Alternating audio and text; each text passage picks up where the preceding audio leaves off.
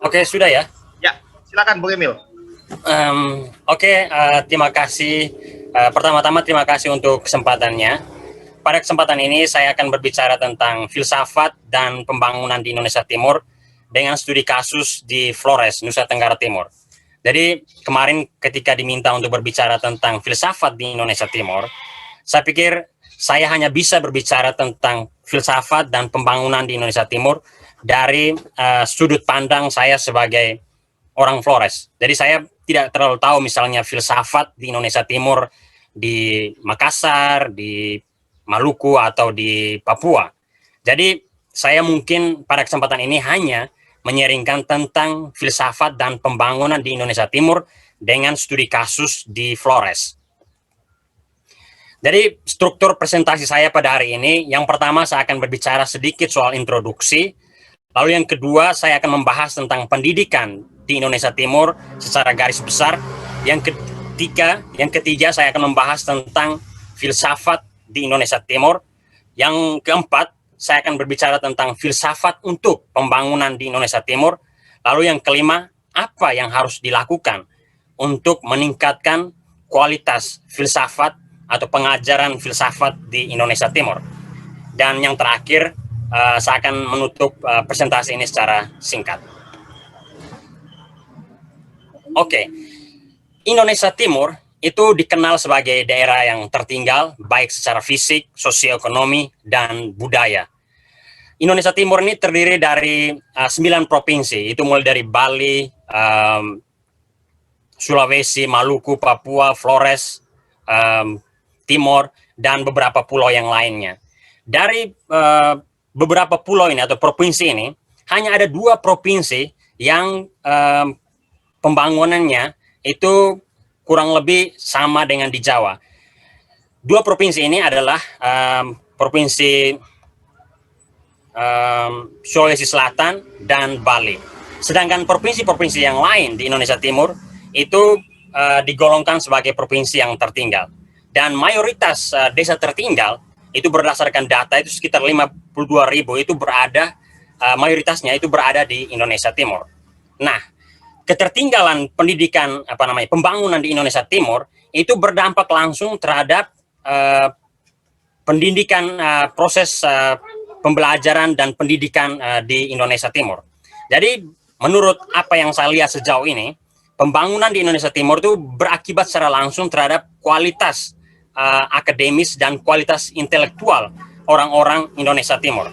Jadi secara lebih spesifik, kalau kita berbicara tentang filsafat di Indonesia Timur, pendidikan filsafat di Indonesia Timur, menurut apa yang saya lihat selama ini itu sangat stagnan, tidak berkembang, tidak ada debat yang produktif dan inovasi-inovasi dalam berfilsafat. Dan saya melihat ini bisa terjadi karena ada akibat dari pembangunan di Indonesia Timur yang masih jauh tertinggal jika dibandingkan dengan pembangunan di Indonesia bagian Barat. Pendidikan di Indonesia Timur. Pendidikan di Indonesia Timur memang sejauh ini tertinggal. Tetapi kalau kita berbicara pendidikan di Indonesia Timur tertinggal, kita harus bertanya, pendidikan Indonesia Timur bagian mana? Kalau pendidikan Indonesia Timur di bagian misalnya Bali dan Sulawesi Selatan, itu berdasarkan riset saya, mereka kurang lebih kualitas pendidikan tidak jauh berbeda dengan di Indonesia Barat. Karena memang pembangunan di 2 daerah atau 2 provinsi ini tidak jauh berbeda dengan pembangunan di Jawa. Nah, secara khusus di Indonesia Timur, pendidikan itu umumnya dikembangkan oleh gereja, baik itu gereja Katolik maupun gereja Protestan. Ini agak berbeda misalnya dengan Indonesia Barat, yang mana pendidikan awalnya itu dikembangkan oleh NU dan Muhammadiyah. Nah, nanti akan saya jelaskan bagaimana akibatnya ketika gereja yang menjadi pelopor mengembangkan pendidikan di Indonesia Timur. Pendidikan di Indonesia Timur secara umum itu didominasi oleh institusi swasta, baik itu swasta agama maupun swasta non-agama. Nah, berdasarkan riset saya sejauh ini, pendidikan yang dikembangkan oleh swasta agama, khususnya gereja Katolik dan gereja Protestan, kualitasnya itu kurang lebih cukup baik jika dibandingkan dengan pendidikan yang dikembangkan oleh swasta non-agama. Dan biasanya pendidikan yang dikembangkan oleh swasta non agama itu dikembangkan atau dibangun oleh orang-orang kaya, baik itu yang berasal dari Jawa, Bali, yang ingin mengakumulasi modal dan kekayaan dengan membangun kampus-kampus swasta di Indonesia Timur. Dan biasanya kampus-kampus ini kualitasnya kurang terlalu bagus. Tetapi saya sendiri melihat saya tidak bisa menyalahkan institusi swasta ini, sebab institusi swasta ini menyediakan pelayanan pendidikan yang masih kurang atau masih terbatas di Indonesia Timur.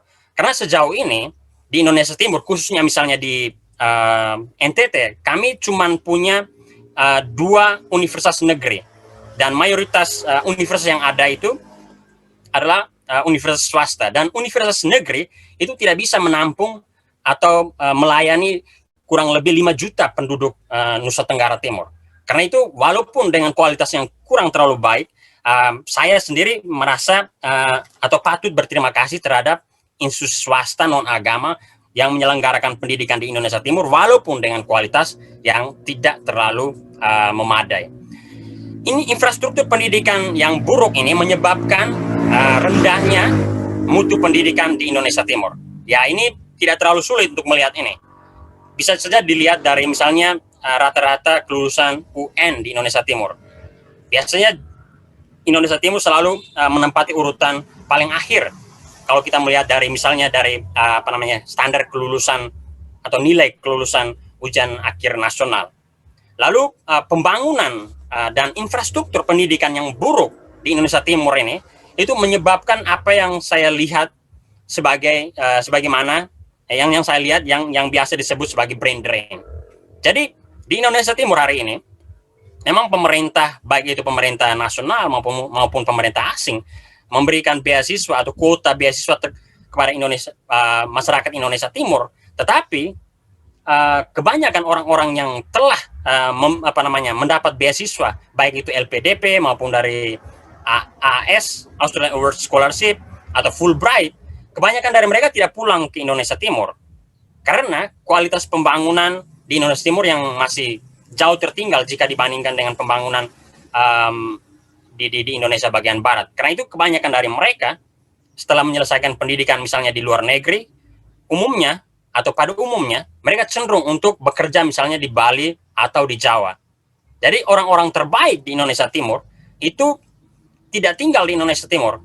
Maka mungkin bisa dikatakan bahwa orang Indonesia Timur itu mengekspor orang-orang sukses ke daerah-daerah yang lebih maju seperti Jawa, Bali, dan Makassar. Itu sekedar bagaimana situasi pembangunan di Indonesia Timur dan pendidikan di Indonesia Timur. Ya, sekarang kita bicara sedikit soal filsafat di Indonesia Timur.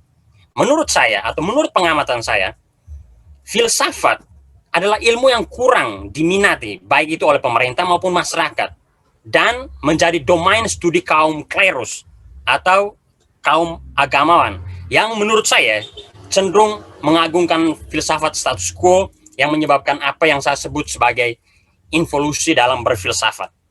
Nah, jadi di Indonesia Timur, khususnya misalnya di NTT, orang belajar filsafat itu bukan karena memang dia meminati filsafat, tetapi orang belajar filsafat itu karena kebanyakan dari mereka ingin menjadi calon imam.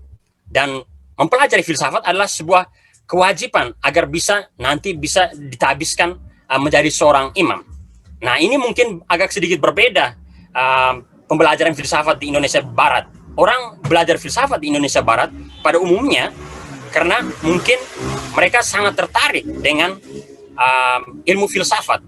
Kalau di Indonesia Timur, khususnya di NTT, orang-orang yang mempelajari filsafat adalah orang-orang yang akan menjadi pastor atau romo. Dan apa yang saya lihat sejauh ini, ketika filsafat ini dipelajari oleh kaum klerus, dan kaum klerus cenderung untuk melihat segala sesuatu itu sebagai yang baik, yang harmonis, maka filsafat yang dikembangkan di institusi-institusi di Indonesia Timur, khususnya di NTT, itu cenderung untuk memilih filsafat yang pro terhadap status quo. Itu yang saya lihat. Nanti sebentar mungkin ada orang bertanya soal ini, nanti akan saya jawab. Jadi latar belakang ini menurut saya filsafat di Indonesia Timur itu kurang berkembang, atau yang saya sebut involusi dalam berfilsafat. Karena orang belajar filsafat bukan pertama-tama meminati filsafat itu, tetapi orang belajar filsafat karena tidak ada cara lain untuk menjadi seorang imam, dan mempelajari filsafat adalah jalan untuk menjadi seorang imam. Dan filsafat di Indonesia Timur kebanyakan dipelajari oleh orang-orang yang ingin menjadi imam Katolik khususnya. Nah, berdasarkan ini, menurut saya filsafat di Indonesia Timur itu cukup tertinggal. Selain alasan di atas, alasan yang lebih spesifik kenapa filsafat di Indonesia Timur itu cukup tertinggal, mungkin yang pertama itu menurut saya itu minimnya personel atau orang-orang yang mempelajari filsafat. Karena seperti yang sudah saya jelaskan terdahulu bahwa filsafat adalah domain kaum klerus. Orang mempelajari filsafat bukan pertama-tama orang meminati itu, tetapi lebih karena filsafat itu adalah jalan untuk menjadi atau ditabiskan menjadi seorang imam Katolik. Dan di kampus saya sendiri, di STF Kalilerop, saya lihat sejauh ini belum terlalu banyak dosen-dosen filsafat. Karena di STF Kalilerop, walaupun sekolah itu disebut institut filsafat, tapi juga mahasiswanya mempelajari teologi. Jadi mahasiswa itu mempelajari teologi dan filsafat sekaligus. Jadi dosen-dosennya itu terbagi atau terbelah dua, dosen-dosen filsafat dan dosen-dosen teologi. Nah, ini mungkin berbeda dengan kampus-kampus di Indonesia Barat yang mana membuka prodi filsafat bukan untuk calon imam khususnya, tapi untuk khalayak umum, sehingga materi-materi yang ditampilkan atau pengajar-pengajar yang disediakan kebanyakan atau mayoritasnya adalah pengajar yang mendalami filsafat.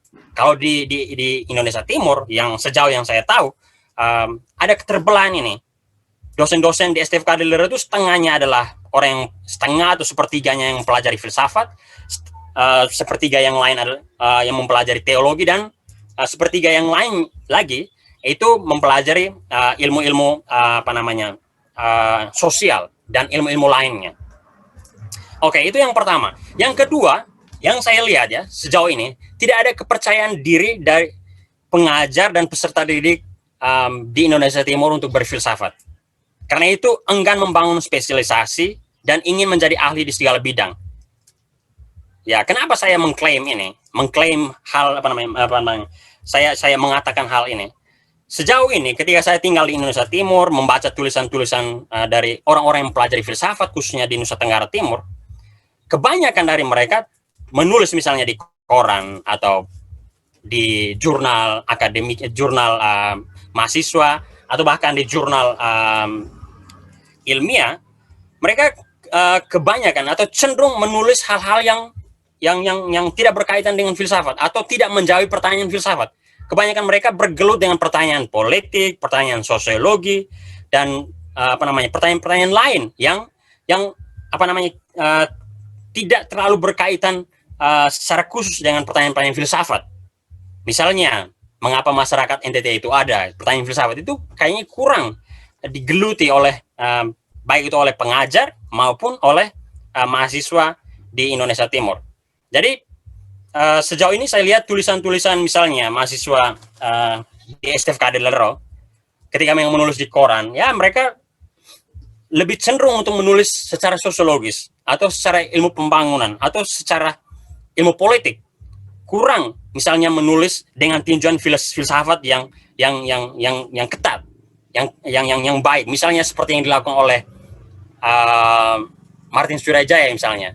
Ketika misalnya dia menulis skripsinya tesisnya tentang asal usul kekayaan, dia bertanya tentang apa ontologi ilmu ekonomi. Dan ini saya pikir berdasarkan apa yang saya lihat sejauh ini kurang dilakukan oleh mahasiswa di Indonesia Timur. Kita lihat filsafat mahasiswa STF Kalilerop misalnya, ya kebanyakan lebih banyak menjawab pertanyaan-pertanyaan sosiologis, politik, pertanyaan-pertanyaan sosial budaya, ilmu pembangunan, dan kurang menggeluti persoalan-persoalan filsafat. Ya, dan ini saya mengklaim sebagai keadaan di mana orang-orang yang mempelajari filsafat di Indonesia Timur kurang percaya diri terhadap apa yang mereka pelajari, yakni ilmu filsafat. Yang ketiga, itu yang saya lihat sejauh ini tidak ada debat dan kritik filsafat yang serius, yang dibangun atau yang bergulir di Indonesia Timur sejauh ini. Kalau saya baca misalnya di jurnal filsafat, baik itu jurnal filsafat di STF Kalilero atau beberapa yang lain, atau jurnal filsafat yang ditulis oleh mahasiswa, debat-debat filsafat atau kritik-kritik filsafat kurang digali atau digeluti, baik itu oleh pengajar maupun penulis. Yang berikut itu menurut saya sejauh ini kurang adanya publikasi yang bermutu dari Indonesia Timur. Memang sejauh ini ada beberapa dosen yang mempublikasikan tulisan-tulisannya, tetapi kalau dibandingkan dengan publikasi dari Indonesia Barat, itu sangat kurang atau sangat jauh. Dan publikasi-publikasi dari dosen-dosen atau pengajar di Indonesia Timur, sejauh yang saya tahu itu belum bisa menasional. Kebanyakan mahasiswa di STF Kalilero misalnya, itu banyak memakai tulisan-tulisan dari dosen-dosen STF Kadriakara misalnya, khususnya tulisan-tulisan filsafat. Mereka baca dari buku-buku yang ditulis oleh dosen-dosen yang mempelajari filsafat, yang mengajar di kampus-kampus di Jawa. Lalu yang berikut, itu tidak ada inovasi dalam berfilsafat yang berdasarkan konteks Indonesia Timur, atau tidak ada indigenisasi filsafat. Jadi sebenarnya menurut saya, konteks Indonesia Timur ini adalah ladang yang baik atau laboratorium yang baik untuk orang-orang Indonesia Timur berfilsafat. Tetapi sejauh ini yang saya lihat belum ada orang-orang atau pengajar di Indonesia Timur yang mencoba untuk berfilsafat dari kacamata atau sudut pandang orang Indonesia Timur. Oke, lalu pertanyaannya, apa alasan ketertinggalan ini? Ya, seperti sudah saya singgung tadi pada pendahuluan, ya alasan pertama itu ya infrastruktur pendidikan yang masih buruk di Indonesia Timur. Yang kedua, tidak ada dukungan pemerintah berupa dana penelitian. Jadi saya sejauh ini kan mengajar di STF Kalilero dan pernah menjadi ketua LPPM STF Kalilero, dan dana untuk riset filsafat itu hampir tidak ada atau kurang disediakan oleh pemerintah atau lembaga negara di Indonesia.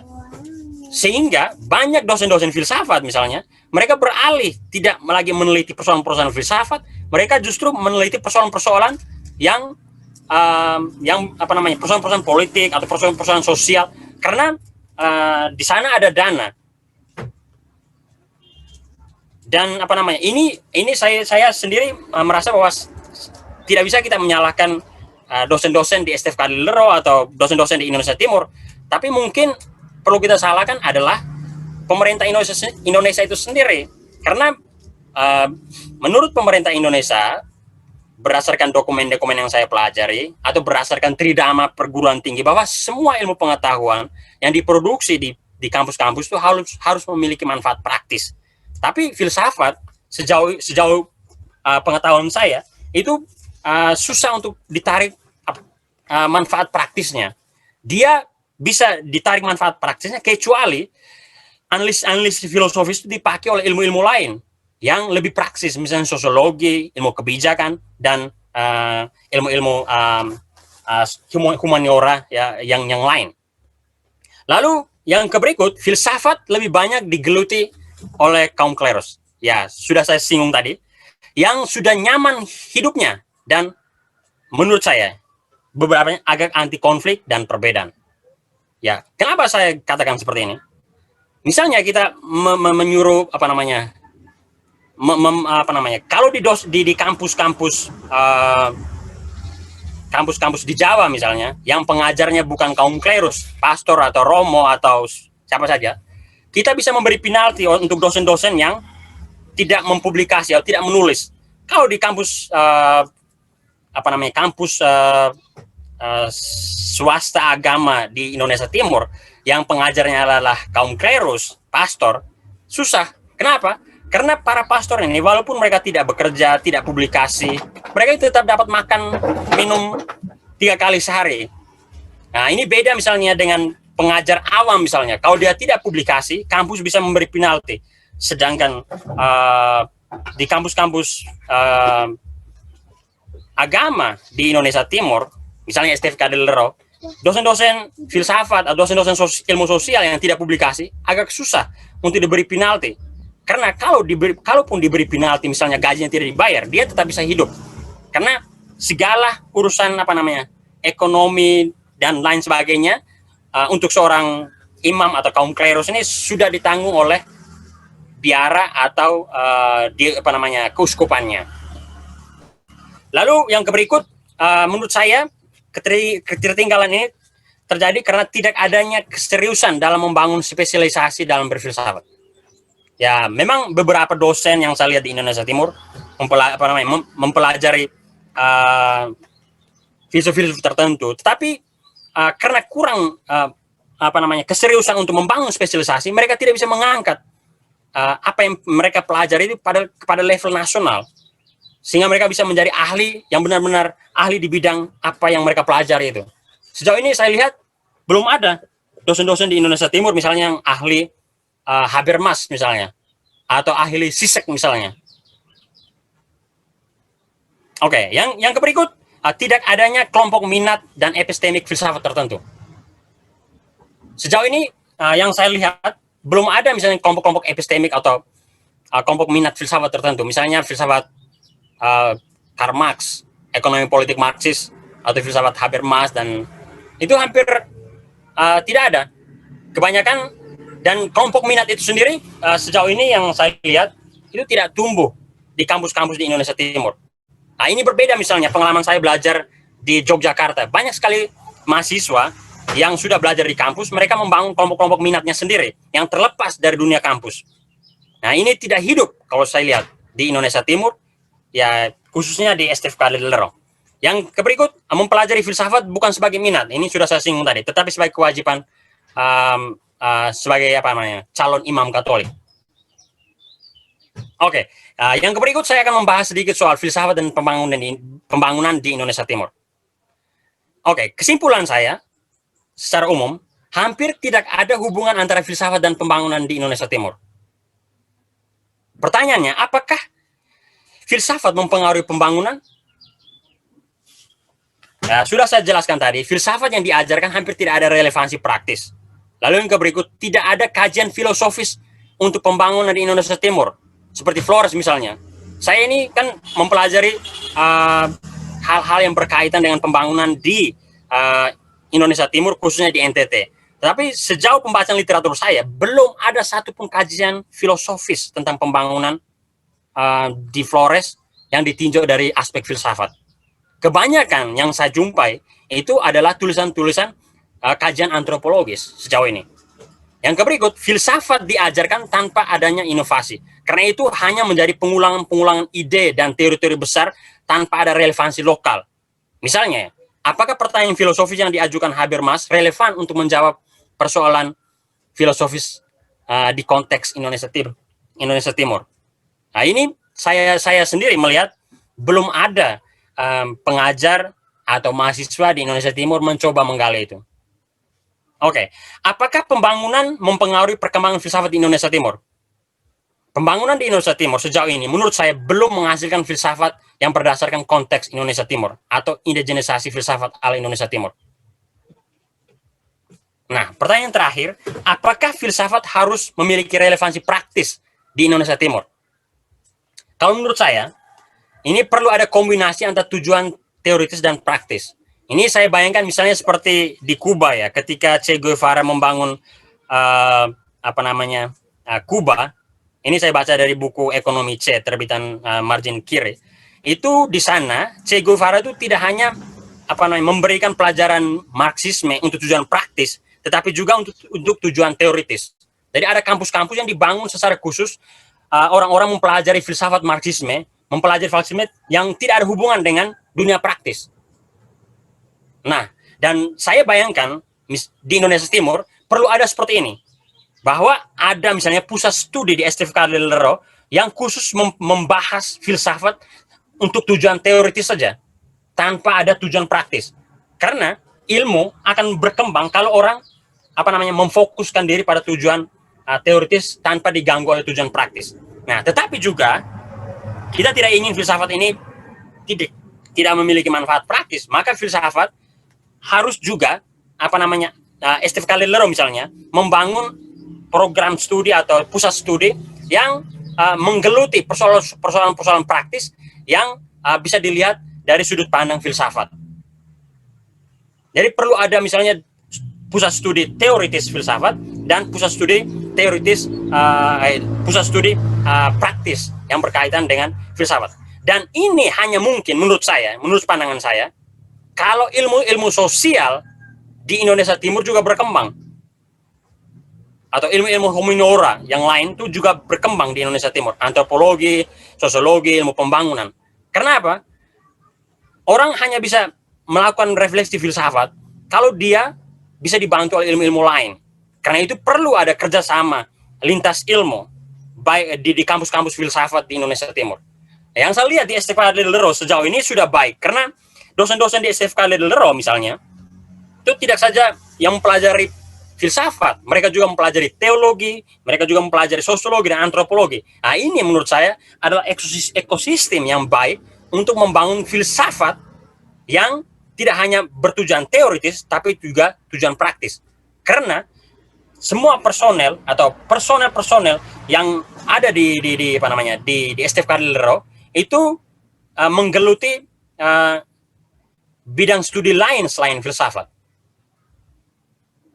Dan menurut saya, indigenisasi filsafat itu akan bisa berkembang kalau ilmu sosial dan humaniora lainnya yang menstudi tentang Indonesia Timur itu juga berkembang. Jadi kita tidak bisa berharap ilmu filsafat itu tiba-tiba berkembang tanpa perkembangan ilmu sosial yang lain.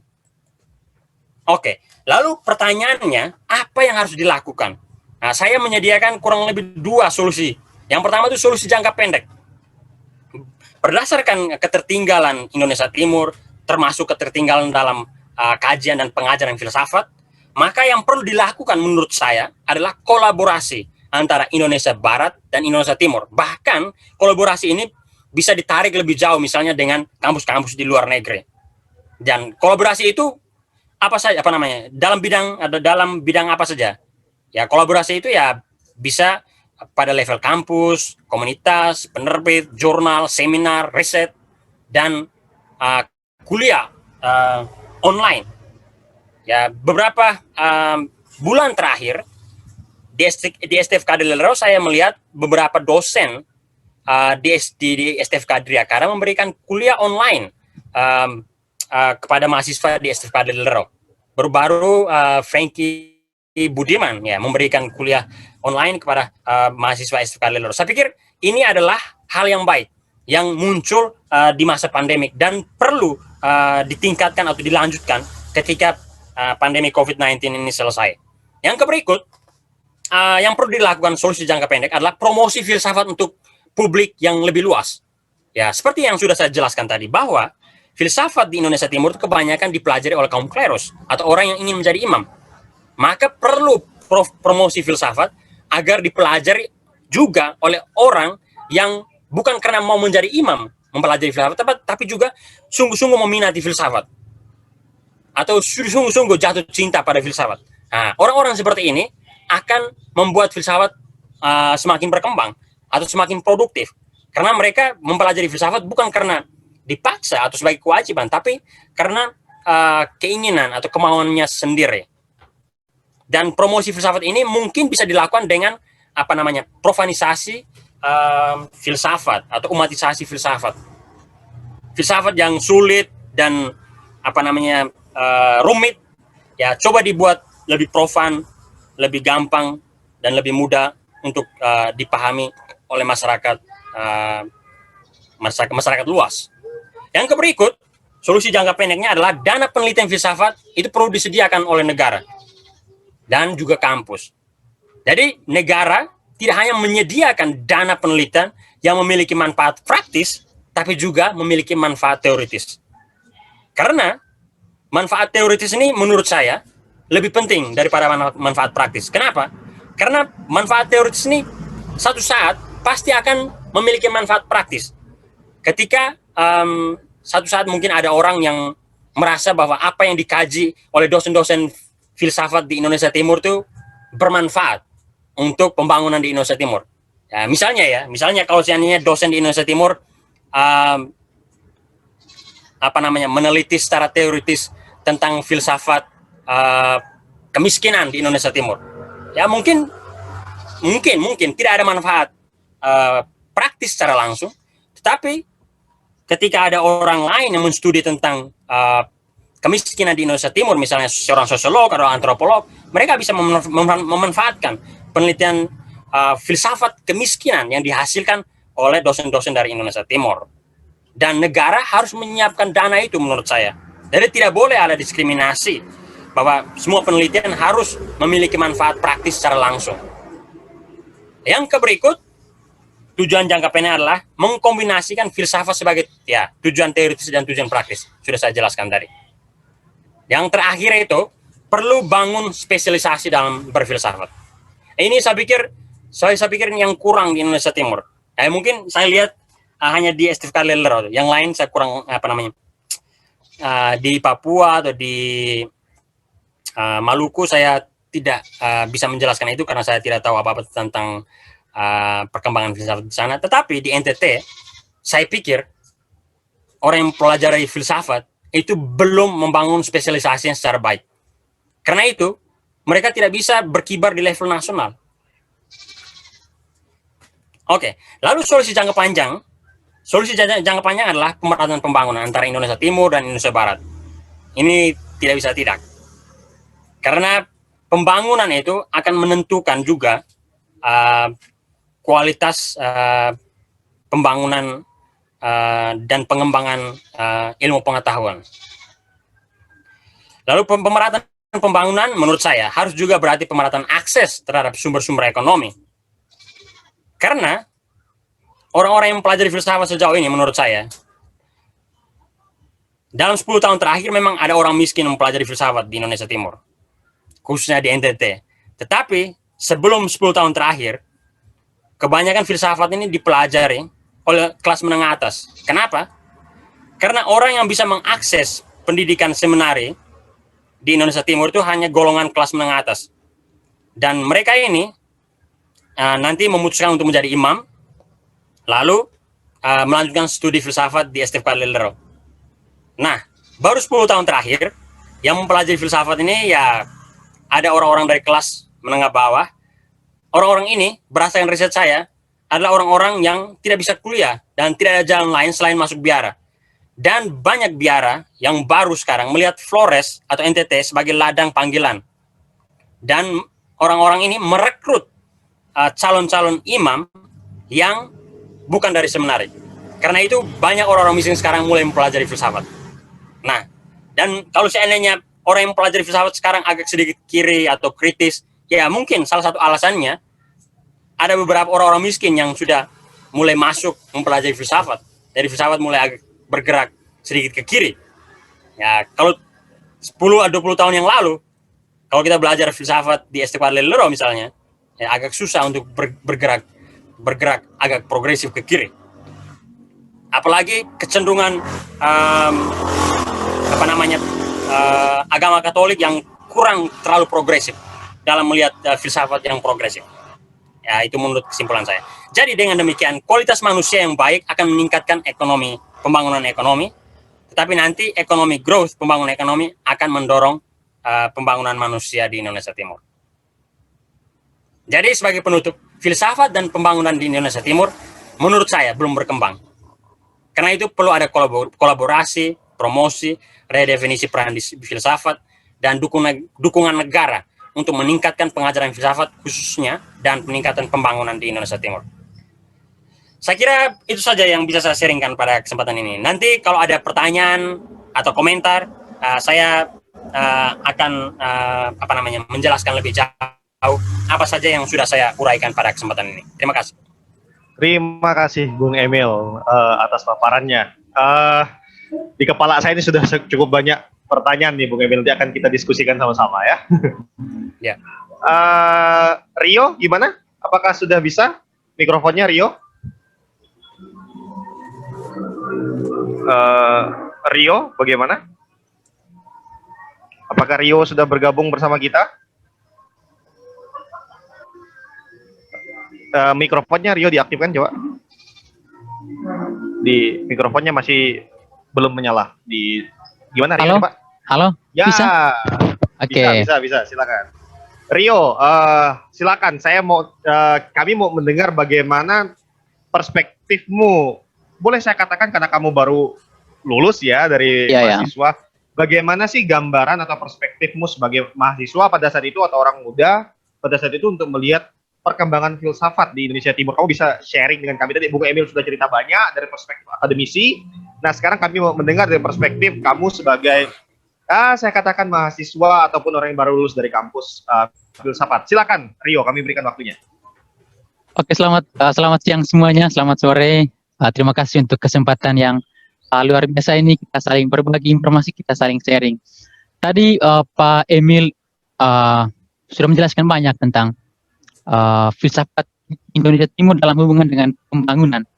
Jadi pada kesempatan ini saya hanya men-sharingkan pengalaman berkaitan dengan studi filsafat di Ledellero, di STFK Ledellero.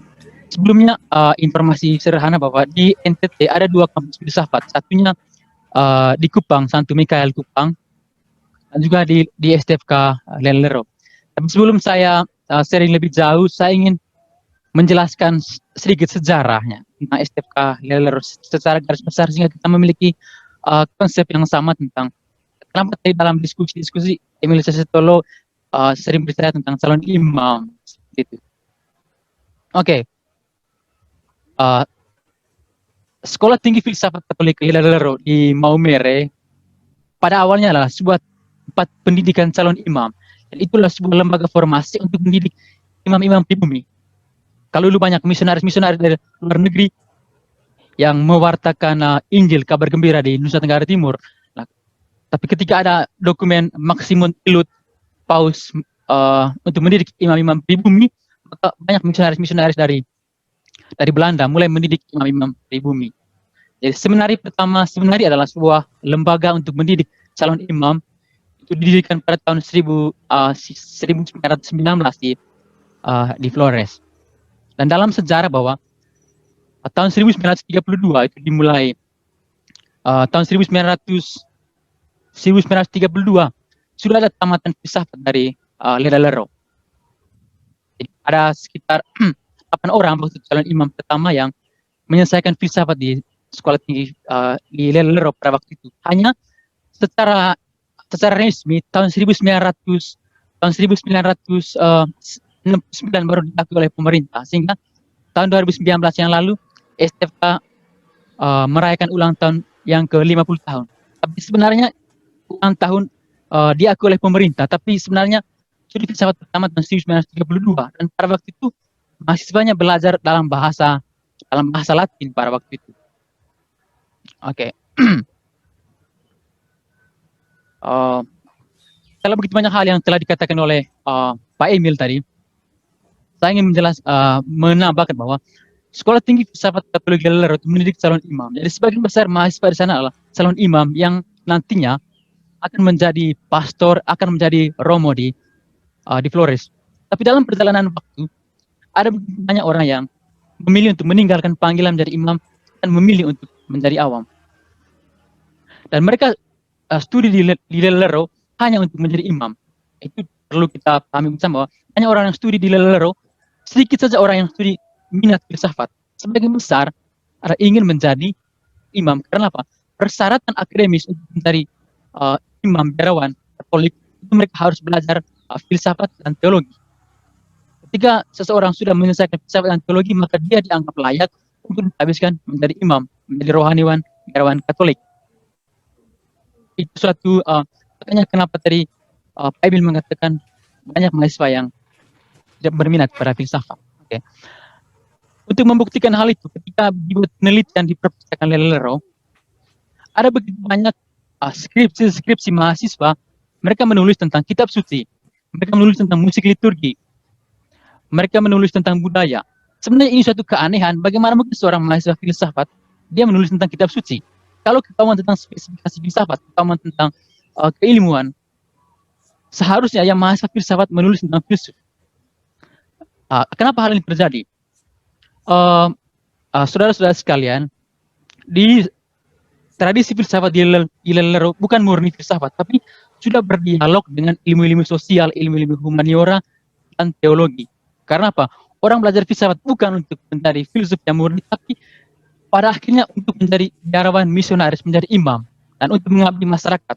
Karena itu belajar juga ilmu-ilmu sosial, bukan murni belajar filsafat, tapi belajar juga ilmu-ilmu sosial. Sehingga pada akhirnya nanti mereka kembali ke masyarakat, mereka bukan hanya memahami pengetahuan filsafat, tapi ada juga pengetahuan-pengetahuan sosial. Terlebih khususnya adalah teologi, sosiologi, ya, psikologi pendidikan. Ada begitu banyak ilmu-ilmu yang diajarkan di sana. Jadi sekolah filsafat di Lelero sudah berdialog dengan ilmu-ilmu lain. Itu yang membedakan juga dengan tradisi filsafat yang kental di Arkara.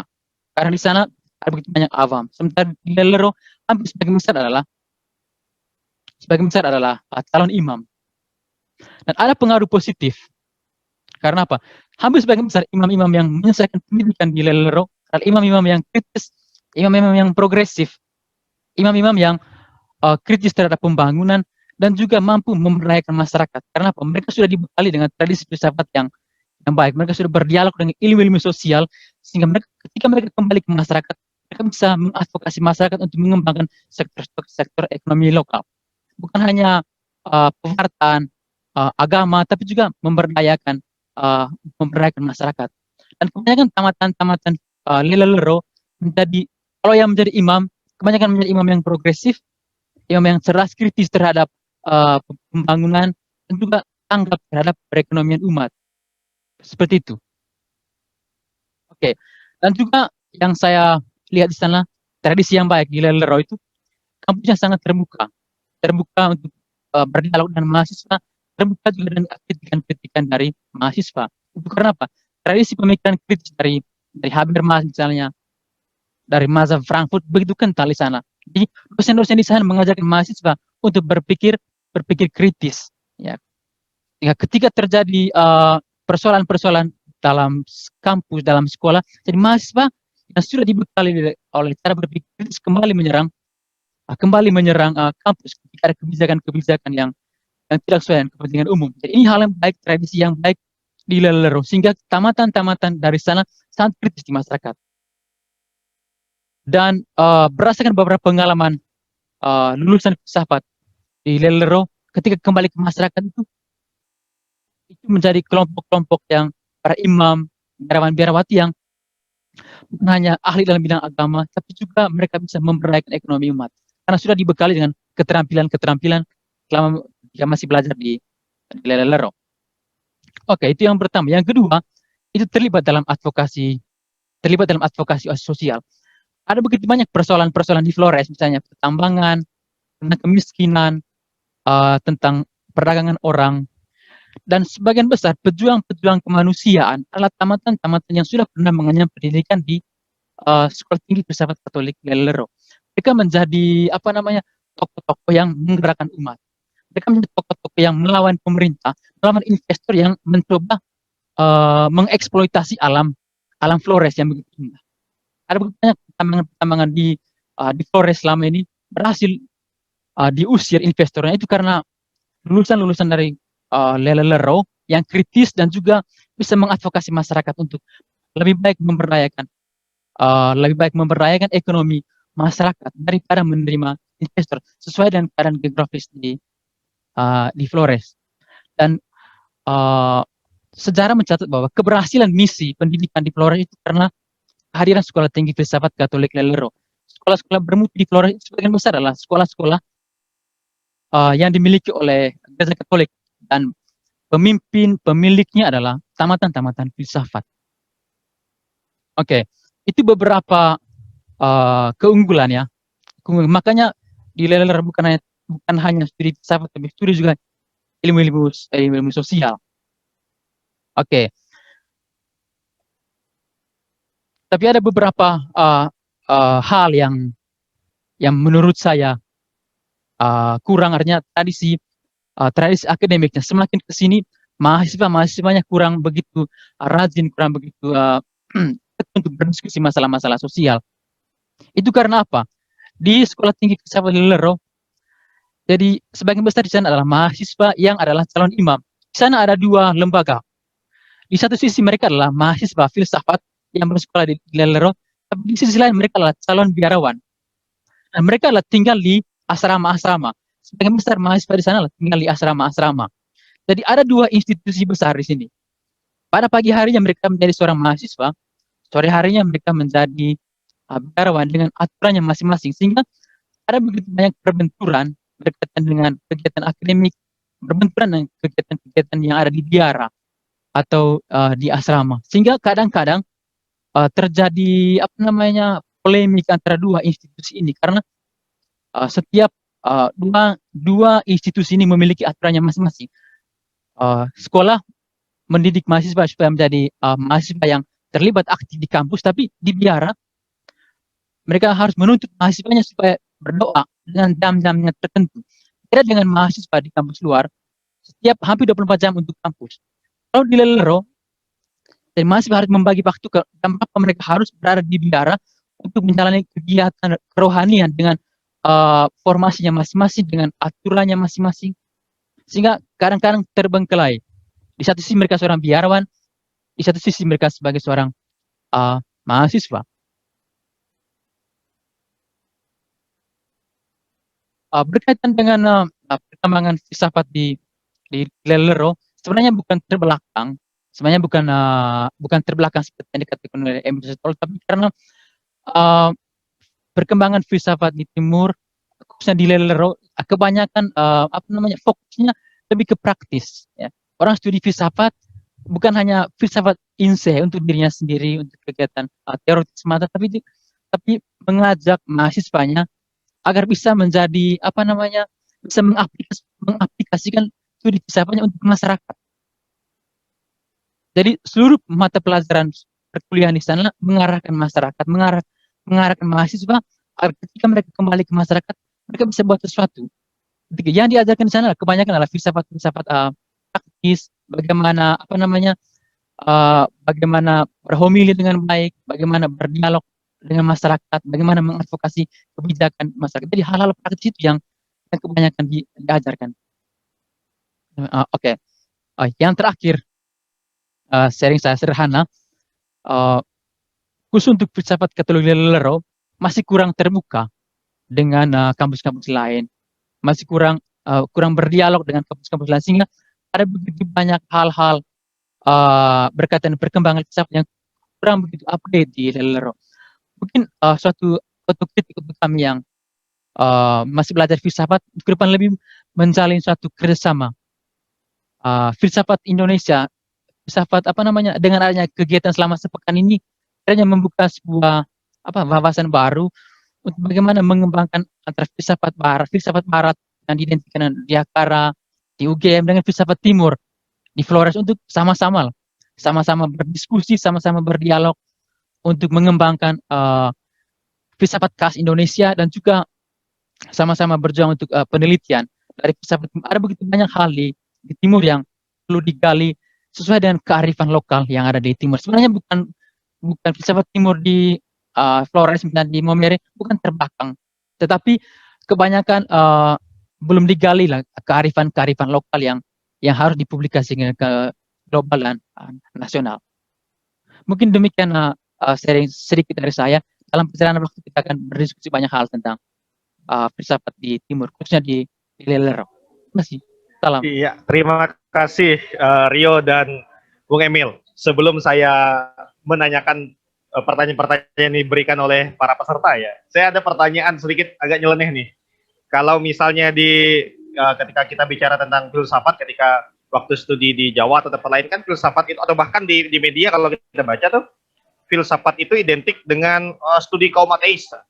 Nah, pertanyaan saya, dengan konteksnya di Ladalero ataupun kampus-kampus di Indonesia Timur yang filsafat itu berdekatan dengan institusi agama Katolik atau Kristen, apakah masih ada nggak sih apa namanya isu-isu atau pernyataan-pernyataan yang mengatakan kalau studi filsafat itu di Timur Indonesia, ya kita bicara Timur Indonesia, masih ada nggak sih yang mengatakan kalau belajar filsafat bisa jadi ateis kalau di sana? Kalau di sini kan gaungnya besar sekali tuh kalau belajar filsafat jadi ateis. Kalau di Indonesia Timur, Pak, itu ada nggak sih dibahas di sana? Kalau belajar filsafat bisa jadi ateis, dan lain-lain. Silakan Bung Emil, ini sebelum saya nanya ke pertanyaan yang lebih serius.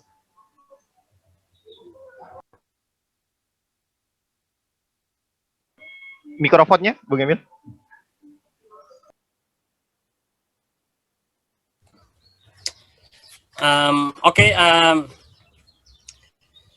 Sejauh apa yang saya amati sejauh ini, di Indonesia Timur, khususnya di NTT, orang yang belajar filsafat itu justru dilihat sebagai orang yang lebih dekat dengan Tuhan.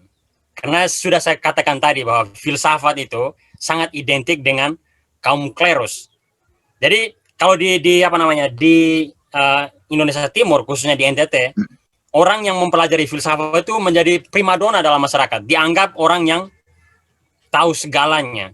Dan ini menurut saya yang membuat orang-orang yang studi filsafat itu agak apa namanya besar kepala juga, seolah-olah dia tahu semua karena sudah diagungkan oleh masyarakat bahwa orang yang studi filsafat itu orang yang pintar dan tahu segalanya. Nah, akibatnya orang-orang filsafat termasuk para Romo yang ada di Proki, mereka cenderung untuk menjadi ahli di segala bidang. Misalnya orang yang belajar filsafat, ketika dia menjadi pastor Proki, dia juga kadang cenderung untuk ikut mengurus persoalan keuangan misalnya, atau dipercayakan untuk menjadi orang yang bisa menasihati orang untuk menjadi apa namanya berkooperasi atau jadi penasihat bisnis dan hal-hal lain, atau menjadi kepala sekolah dan lain sebagainya. Jadi menurut saya ya di Indonesia Timur, khususnya di NTT, orang tidak pernah menganggap orang belajar filsafat sebagai orang yang apa namanya ateis. Justru orang-orang itu adalah orang yang dekat dengan Tuhan, yang tahu segalanya. Atau orang yang apa namanya sudah menyerap sumber kebijaksanaan dari Sang Ilahi. Jadi mereka bisa menjadi apa namanya melakukan apa saja di tengah masyarakat. Nah, ini kelemahan juga menurut saya. Karena seorang filsafat misalnya mengurus keuangan di Paroki itu kan agak aneh. Ya. Oke. Iya. Saya bisa tambahkan, Mel, thank you, terima kasih. Ini unik nih. Rio, gimana Rio? Kalau menurut kamu Rio? Silakan Rio. Oke, terima kasih Mas Rio dan Emil, menarik omongan. Jadi memang ada begitu banyak prejudis yang negatif tentang filsafat. Jadi banyak orang yang menjadi ateis lah, atau filsafat diidentikan dengan sesuatu yang abstrak seperti itu ya, sesuatu yang ilmiah yang tidak memasyarakat. Itu prejudis yang berkembang di masyarakat, dan ada beberapa masyarakat yang berpikir demikian. Tapi ketika mereka lihat outputnya yang teman-teman filsafat dari seorang biarawati, dan ketika mereka mengabdi di masyarakat, mereka banyak berbuat hal yang positif untuk masyarakat ya. Jadi dalam pikiran masyarakat itu, ketika orang sudah belajar filsafat itu selain memiliki prestise yang tinggi di masyarakat, juga memiliki penghargaan karena apa? Mereka percaya karena sudah dididik oleh biarawati Katolik, mereka memiliki moral yang baik ya. Mereka kritis terhadap masyarakat dan mampu berdialog. Itulah salah satu hal baik belajar filsafat, artinya mudah berdialog, mudah beradaptasi dengan masyarakat. Oke. Kalau dalam sejarah misalnya di Flores misalnya, pada zaman dulu imam biarawati dipandang sebagai orang yang tahu banyak hal. Dokter ada di pastor ya kan, dokter ya kan, perawat, seperti dari guru, dari semuanya jadi imam. Karena apa? Tokoh-tokoh penting waktu itu penting di Flores waktu itu masih sangat sedikit. 100 tahun yang lalu ketika gereja masuk di tanah Flores. Tapi ketika dalam perjalanan waktu, para imam hanya fokus untuk mengurus hal-hal berkaitan dengan advokasi sosial, sehingga hal-hal yang lain itu ditanggung oleh orang yang spesifik dalam bidangnya. Tapi untuk prejudis negatif untuk ateis itu, untuk konteks Flores itu hampir tidak ada. Karena apa? Outputnya kebanyakan mengabdi untuk masyarakat. Terima kasih kakak. Iya, terima kasih Rio. untuk jawabannya, Bung Emil juga. Sekarang kita tadi pertanyaan pengantar dulu ya, selingan ya. Sekarang kita mulai masuk ke pertanyaan yang agak serius nih. Saya penasaran ya, di Indonesia Timur itu kan ada beberapa lah kampus dengan latar belakang filsafat ya. Ada beberapa di Papua ada, di Flores ada, di Sulawesi juga ada. Pertanyaan saya gini, ada nggak sih semacam komunitas entah di level institusi, semacam komunitas institusi-institusi filsafat di Indonesia Timur, atau mungkin ada jaringan BEM untuk apa namanya bidang filsafat? Kalau dari sisi nanti bisa dijelaskan oleh Rio. Kalau Bung Emil ada nggak kira-kira jaringan sih yang bisa membuat antar kampus filsafat di Indonesia Timur itu bisa bekerja sama, saling mengembangkan diri atau saling mengevaluasi? Ada nggak sih? Silakan Bung Emil. Oke, sejauh pengetahuan saya, selama ini saya pikir kurang adanya kerjasama lintas kampus filsafat di Indonesia Timur. Saya sendiri pun kalau ditanya kampus filsafat di Indonesia Timur itu ada di mana itu saya sendiri tidak tahu. Karena memang menurut saya tidak ada misalnya ada apa namanya forum seminar bersama misalnya antara kampus-kampus filsafat di Indonesia Timur untuk membahas persoalan Indonesia Timur. Itu sejauh penelusuran saya itu hampir tidak ada. Tidak ada. Ya, beberapa kali misalnya Stef Kadilero membuat seminar internasional, tapi yang dibahas itu bukan persoalan filsafat. Banyak persoalan-persoalan tentang apa namanya persoalan-persoalan sosial yang dibahas, yang ditilik dari berbagai macam apa namanya sudut pandang atau ilmu humaniora yang berbeda-beda, sosiologi, antropologi, studi agama dan lain sebagainya. Sejauh ini menurut saya belum ada misalnya seminar khusus filsafat untuk apa namanya kampus-kampus filsafat di Indonesia Timur. Jadi kurang adanya kerjasama di antara kampus-kampus di Indonesia Timur. Mungkin Rio bisa sedikit menambah tambahan Bung Emil. Kira-kira kalau antar institusi itu karena apa ya Bung Emil ya kira-kira? Padahal kan cukup banyak filsuf nih dari Indonesia Timur yang kampus-kampus filsafat, dan saya juga banyak baca tulisan teman-teman seperti itu, belum ada nih. Ini kalau tentang hal ini saya pikir saya belum bisa menjawab soal ini. Mungkin ada orang yang atau partisipan yang ada di sini yang tahu untuk menjawab soal ini. Saya sendiri belum mendapatkan jawaban kenapa belum ada kerjasama itu. Ya. Mungkin Rio. Oke, terima kasih. Ada Rio, gimana Rio? Ada jawaban dari sisi ini. Dari sisi mahasiswa Rio, waktu kamu masih di BEM atau Senat Mahasiswa itu ada nggak sih kerjasama dengan teman-teman dari fakultas atau prodi filsafat lainnya di kampus-kampus lain di Indonesia Terima kasih Kakak. Timur? Silakan Rio. Terima kasih Kakak. Kebetulan saya pernah mengurus di SMA di BEM Mahasiswa. Kami harus mengakui bahwa saat ini kami kurang berdialog dengan kampus-kampus lain, khusus untuk membicarakan persoalan filosofis seperti itu. Artinya berdialog dengan kampus-kampus lain di Sulawesi, di Univira Kupang, kami kurang berdialog untuk membicarakan persoalan filosofis. Hanya selama ini di antara kami sendiri sering ada diskusi. Di luar misalnya ada satu kelompok KMK, kelompok menulis di koran diskusi filsafat, kami setiap bulan tekun untuk berdiskusi pemikiran filsuf, tapi itu intern di mahasiswa di kampus. Tapi untuk membuka diri untuk berdiskusi dengan kampus-kampus lain itu sejauh ini belum ada. Sejauh yang dalam masa bakti saya dan juga dalam masa studi belum. Mungkin sudah pernah generasi-generasi sebelumnya, tapi sejauh yang saya alami selama tahun kami belum berdialog dengan kampus-kampus lain.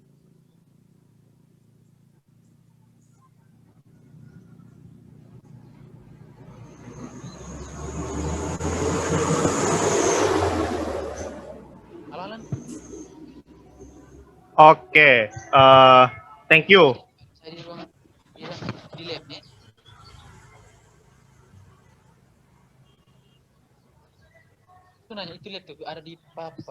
Rio untuk jawabannya nih. Nah, ini Zoom dari Dina Angela. Mayoritas orang yang belajar filsafat di Indonesia Timur itu karena ingin menjadi imam ya, mayoritas seperti itu. Dalam konteks STF Kalidelero sama beberapa kampus lain. Nah, dari mereka yang memutuskan untuk belajar filsafat karena sebagai syarat atau kewajiban untuk jadi imam itu, ada enggak sih yang kemudian benar-benar menjadi ahli di bidang filsafat gitu, benar-benar menekuni bidang itu, ada nggak kira-kira? Silakan Bung Emil atau Rio.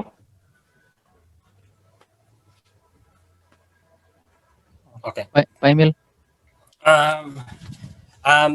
Berdasarkan apa yang saya baca sejauh ini, saya kira ada beberapa, tapi tidak banyak. Saya bisa sebutkan beberapa ya, atau mungkin salah satu saya sebutkan. Salah satu itu Ignaz Kleden.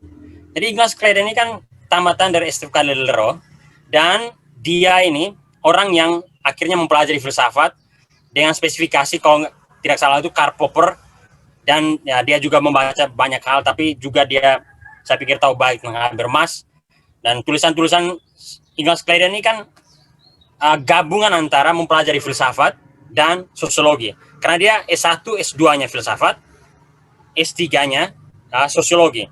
Dan menurut pandangan saya, orang-orang pasca Ignaz Kleden ini dari STF Kalidelero ini belum ada yang mempelajari filsafat atau berkibar secara nasional itu seperti Pak Ignaz Kleden itu belum ada. Tapi saya harap ke depan mungkin akan muncul Ignaz Kleden baru yang setelah tidak menjadi imam mempelajari filsafat secara serius, dan tidak saja mempelajari filsafat tapi juga mempelajari ilmu sosial. Karena saya sendiri berpikir seorang filsuf itu harus tahu ilmu sosial. Kalau tidak, dia akan terus mengawang di udara. Ya, itu menurut saya. Karena saya pernah mempelajari filsafat, juga mempelajari ilmu sosial. Dan saya pikir orang yang paling tepat untuk menjadi rujukan untuk mahasiswa dari Indonesia Timur mungkin Ignaz Kleden. Dia setelah meninggalkan tujuan dia untuk menjadi seorang imam Katolik, dia menekuni filsafat secara serius, dan setelah itu menyeberang mempelajari ilmu sosial, yakni sosiologi. Sedangkan gimana Rio? Sedangkan, ada nggak mungkin teman-temanmu Rio yang fokus pada filsafat pada akhirnya, setaumu? Dari teman-teman yang belajar, walaupun awalnya belajar pengen jadi atau apa gitu. Ada beberapa yang saya kenal. Satunya ada Kakak Redem Kono. Redem Kono dia belajar filsafat di Lelero, lalu dia kembali ke Jakarta, dia belajar filsafat di Ankara, dan dia sudah S2 filsafat di Ankara. Itu salah satunya. Ada masih banyak mahasiswa lain, kakak-kakak kami yang ketika mereka belajar filsafat di Lelero, mereka kembali ke masyarakat, yang bukan imam ya, yang bukan biarawan. Mereka kembali ke masyarakat dan mereka menekuni studi filsafat. Salah satunya yang sekarang berada di dosen di Jakarta itu Kakak Redem Kono. Oke. Itu yang saya kenal baik, artinya sering berdiskusi dengan saya, Kakak Redem Kono ya. Terima kasih.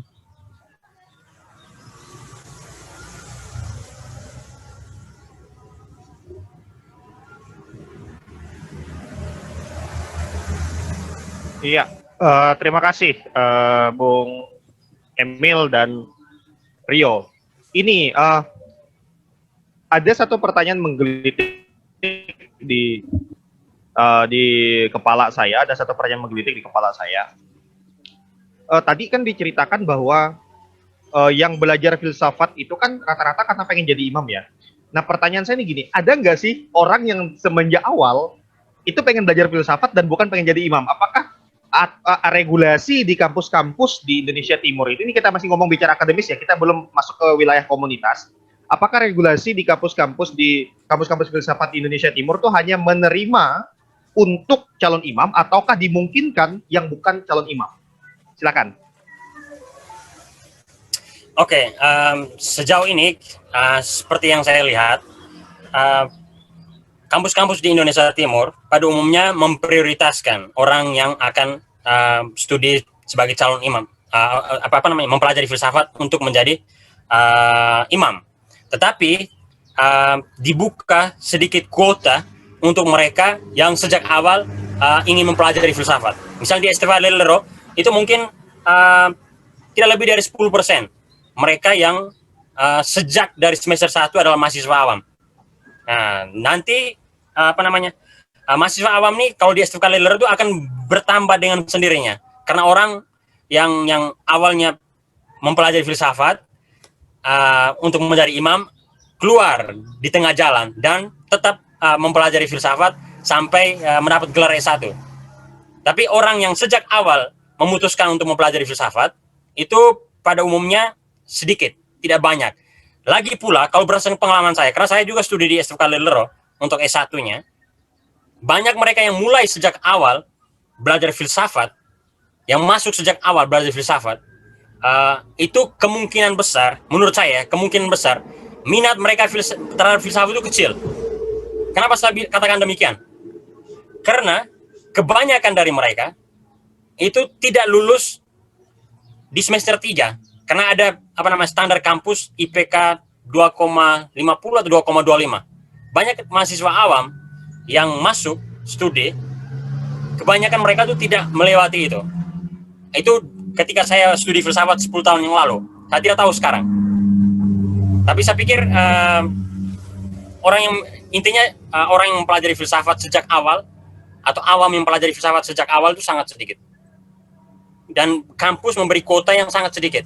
Karena ruang kelasnya terbatas, sehingga kampus STF Kaleler misalnya tidak bisa menerima banyak awam.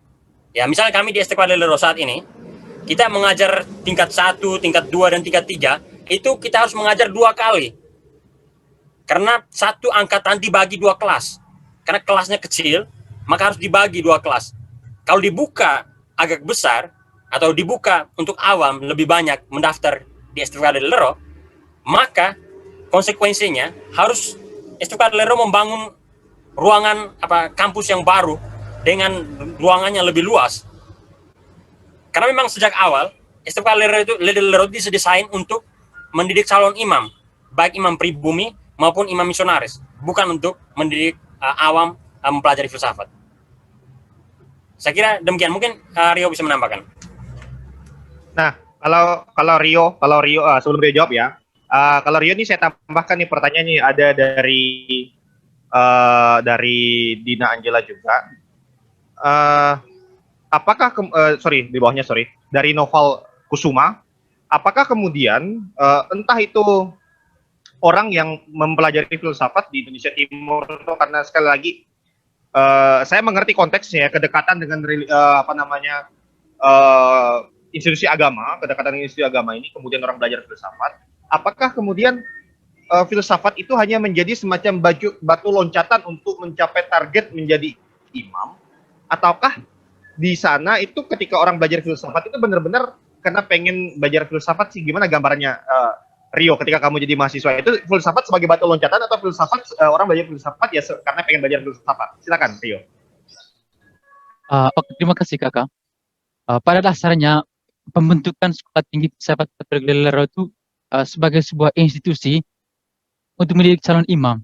Jadi persyaratan menjadi calon imam Katolik di hadapan Katolik itu mereka harus menyelesaikan filsafat dan teologi, dan Sekolah Tinggi Filsafat Katolik Lelero menjadi salah satu institusi di Flores untuk mendidik calon imam. Jadi kalau seseorang ingin menjadi imam, mereka harus belajar filsafat, mereka harus belajar teologi. Nah, dalam perjalanan waktu ya, ada orang yang sangat meminati filsafat, mereka tekun belajar filsafat dan menulis tentang filsafat. Tapi juga ada orang yang tidak meminati filsafat, tapi karena ingin menjadi imam, mereka mau tidak mau harus belajar filsafat. Nah, kita bisa lihat minat mereka di tulisan akhir. Nah, mereka belajar filsafat, tapi mereka meminati kitab suci. Mereka akan menulis tugas akhirnya tentang kitab suci. Mereka belajar filsafat, tapi menulis hal tentang musik liturgi misalnya, atau masalah-masalah sosial. Itu kita bisa melihat bahwa mereka belajar di Lelero bukan untuk meminati filsafat, tapi karena itu sebagai satu-satunya cara untuk menjadi imam. Mereka harus dibekali dengan kemampuan atau dibekali dengan kapabilitas filsafat dan teologi. Jadi itu sebagai batu loncatan, sebagai sebuah keharusan ya untuk menjadi biarawan Katolik itu harus belajar filsafat seperti itu ya. Tapi berkaitan dengan awam, izinkan saya untuk berkomentar. Jadi memang sejarahnya waktu itu Lelero mendidik calon imam, tapi dalam perjalanan waktu ada begitu banyak awam-awam yang bukan biarawan yang mereka belajar di Lelero. Mereka mendaftarkan diri untuk belajar di Lelero. Tapi kan Lelero memiliki standarnya sendiri. Jadi setiap awam yang masuk untuk menjadi mahasiswa di Lelero, mereka harus dites dulu sesuai dengan indikator-indikator yang disiapkan oleh Lelero. Ada mahasiswa yang lulus, tapi ada juga yang tidak lulus karena tidak sesuai dengan kriteria-kriteria yang diminta oleh pihak kampus. Seperti itu. Dan saat ini STFK Lelero sedang mengembangkan beberapa program studi lain. Di sana sekarang bukan hanya filsafat dan teologi, tapi nanti akan dibuka bahasa Inggris, para wisata, ekonomi kreatif, akuntansi, dan juga prodi-prodi lain. Demikian informasi dari saya. Terima kasih. Terima kasih Rio dan Bung Emil. Pertanyaan berikutnya nih, kita mulai melebar ke komunitas-komunitas filsafat. Nah, tadi saya baca nih chat-chat teman-teman di di Zoom chat nih, kayak yang dari Sulawesi bilang ada beberapa komunitas filsafat. Nah, apakah di Indonesia Timur itu komunitas-komunitas filsafat itu, mengingat kan ada cukup banyak kampus filsafat ya, sebagai pembanding dengan saya di Kalimantan, satu pulau Kalimantan ini tidak ada satupun namanya fakultas atau prodi filsafat. Satu pulau Kalimantan. Ya, satu pulau Kalimantan tidak ada sama sekali. Itu uniknya di Kalimantan. Nah, ketika saya berbicara tentang Indonesia Timur, ada beberapa lah saya katakan kampus-kampus dengan latar belakang filsafat. Pertanyaan saya, apakah kemudian dengan cukup banyak kampus-kampus berlatar belakang filsafat, kemudian melahirkan cukup banyak lulusan-lulusan di bidang filsafat itu, apakah kemudian komunitas-komunitas filsafat itu menjamur di Indonesia Timur? Silakan Bung Emil duluan.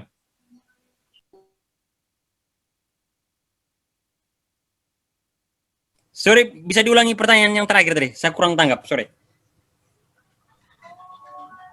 Ini Bung Emil. Ketika tadi saya bicara, kita mendengarkan sama-sama bahwa di Indonesia Timur itu ada beberapa kampus dengan latar belakang filsafat, melahirkan begitu banyak lulusan, entah itu sebagai imam ataupun juga sebagai awam, ada cukup banyak lulusan di bidang filsafat. Pertanyaannya kemudian, apakah komunitas-komunitas filsafat itu menjamur di sana, mengingat sejarah panjangnya kampus-kampus filsafat di Indonesia Timur? Apakah banyak komunitas-komunitas filsafat atau kelompok kajian di bidang-bidang filsafat, Bung Emil? Silakan. Oke, sejauh pengetahuan saya tidak banyak komunitas-komunitas filsafat di Indonesia Timur, dan juga tidak banyak kajian-kajian filosofis yang lahir dari orang-orang Indonesia Timur. Tapi saya pikir kalau kita lihat pada konteks nasional, juga tidak banyak kajian-kajian filsafat yang lahir dari orang Indonesia. Kenapa? Kalau menurut saya, alasannya paling utama adalah bahwa pemerintah memang menganaktirikan kampus-kampus filsafat di Indonesia. Karena, seperti saya bilang tadi, kampus filsafat atau filsafat itu tidak memiliki tujuan praktis.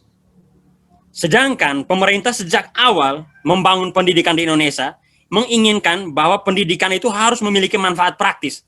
Nah, filsafat agak susah untuk menarik atau memiliki manfaat praktis. Padahal kalau kita, sepertinya Bung Emil tidak bergabung ya, karena sepertinya mungkin sinyalnya. Ya, sepertinya Bung Emil. Rio, kamu bisa sambung dulu, Rio. Bagaimana nih komunitas-komunitas filsafat di Indonesia Timur nih, waktu masih jadi mahasiswa? Apakah ada nih komunitas-komunitas filsafat, atau mungkin kamu dengan teman-temanmu membangun komunitas filsafat di Indonesia Timur, ada apa enggak? Silakan, Rio. Oke, terima kasih Kakak. Berkaitan komunitas filsafat, khususnya di kampus, memang ada kelompok diskusi filsafat di kampus Lelero. Jadi setiap bulan kami berdiskusi berkaitan masalah-masalah sosial yang dilihat dalam perspektif filosofis, dan juga persoalan-persoalan kemasyarakatan tentang kemiskinan, tentang human trafficking, tentang pertambangan, dan juga tema-tema lain yang sedang ramai diperbincangkan di media sosial dan juga fenomena-fenomena sosial. Jadi masalah-masalah itu kami diskusikan di kampus. Nanti reviewnya, hasil diskusinya biasanya kami tulis di media-media lokal, ya, media-media di NTT, dan juga media 1-2 kali media Indonesia. Dosen kami juga menulis. Artinya hasil tulisan kami berdasarkan diskusi-diskusi di kampus. Misalnya ada masalah human trafficking misalnya, ada masalah pertambangan. Jadi ada diskusi akademik di kampus, ada seminar seperti itu, dan juga hasilnya nanti kami utus satu dua orang untuk menulis hasil diskusi itu dalam sebuah opini itu di majalah. Seperti itu yang kami buat sebagai mahasiswa filsafat. Tapi untuk komunitas-komunitas di luar kampus misalnya itu sangat minim ya. Secara itu yang saya alami ya kan. Setiap kali sekarang sudah berusia 50 tahun ketika dihitung pengakuan dari pemerintah, tapi belum ada kelahiran sebuah komunitas-komunitas akademik di luar kampus yang lahir dari Lero. Tapi ada begitu banyak komunitas-komunitas sosial yang bukan filosofis, bukan berdiskusi tentang masalah filsafat, tapi lebih fokus ke masalah-masalah kemasyarakatan seperti itu. Perjuangan kemanusiaan, banyak komunitasnya. Terima kasih Rio. Bung Emil bisa bergabung? Karena tadi sepertinya kehilangan sinyal katanya. Bung Emil gimana? Bersencet di Zoom chat.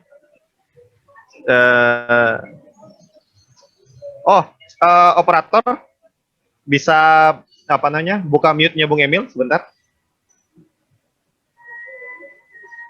Sebentar Bung Emil ya. Sudah? Oke, jadi karena memang silakan, Bung Emil. Oke, saya lanjutkan ya. Oke, jadi memang pemerintah Indonesia memang kurang memperhatikan sekolah-sekolah filsafat. Karena memang filsafat tidak memiliki manfaat praktis untuk pembangunan ya. Dan dana untuk penelitian, pengembangan untuk institusi filsafat, misalnya di STFK Lero itu sangat sedikit dan bahkan hampir tidak ada. Lalu juga misalnya beasiswa bidik misi untuk mahasiswa filsafat itu kami di Lero cuma dapat sekitar 2 orang, tidak lebih dari itu. Padahal di kampus-kampus lain mahasiswanya mendapat beasiswa itu cukup banyak dan dana-dana untuk penelitian, pengembangan itu cukup banyak. Karena alasan ini, menurut saya STFK Lero sekarang ingin mengembangkan sekolahnya tidak hanya membuka fakultas filsafat, tapi juga fakultas pendidikan agama Katolik dan beberapa fakultas yang lain. Alasan utama menurut saya karena fakultas-fakultas yang lain ini itu lebih banyak dananya. Pemerintah cukup memperhatikan misalnya di fakultas keagamaan Katolik ada dana-dana untuk pembangunan, untuk penelitian dosen, untuk pendidikan lanjut untuk dosen-dosen. Karena itu kampus-kampus karena itu Istiqlal Lero tidak hanya menutup diri untuk mengembangkan filsafat atau fakultas filsafat, tapi juga ingin mengembangkan sekolah fakultas-fakultas yang lain. Dan saya kira kenapa komunitas-komunitas ini tidak berkembang bukan hanya di Indonesia Timur, tapi juga di Indonesia pada umumnya, karena memang tidak ada uang untuk menggerakkan komunitas ini untuk bisa produktif. Ya, saya pikir kita akan bisa lebih produktif kalau ada backingan dana. Dan saya itu merasakan sendiri ketika menjadi dosen, misalnya untuk membuat penelitian misalnya, kita butuh dana, khususnya dana operasional. Kalau ini tidak ada, agak susah kita mengharapkan misalnya dosen-dosen filsafat melakukan penelitian yang serius, yang berbasiskan pada konteks Indonesia Timur misalnya.